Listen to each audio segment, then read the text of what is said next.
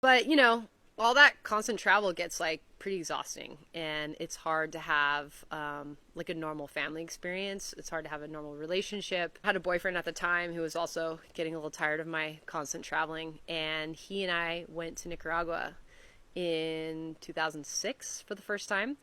And you know, back in those days, like Nicaragua wasn't like a destination that people went to like now. You know, like now Surf with Amigas go to Nicaragua, but like back in those days, and you know, I was traveling all around the world. Like I was on the worldwide travel like program. I'd been all over the place, and I remember when my boyfriend suggested we go to Nicaragua, I was like, Nicaragua, that's so random. Like, are there waves there? We went and we scored sick waves. It actually, like, we didn't get great conditions, but we saw enough to be like, oh, we should come back. I think we planned a trip like a few months later and went back, and that time we really scored. Beach break barrels are my favorite thing. Just pulling into a hollow wave like close to shore over sand is the thing that gets me most excited in surfing, and Nicaragua is full of that. Like you can get barreled every single day. There are other waves too, obviously, but those were the ones that like really excited me.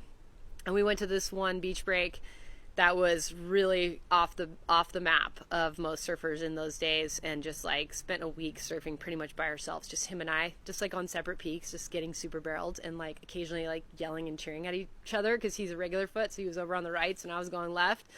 And I bought a little piece of land there in 2007 and was like, I want to live here, this is what I'm going to do.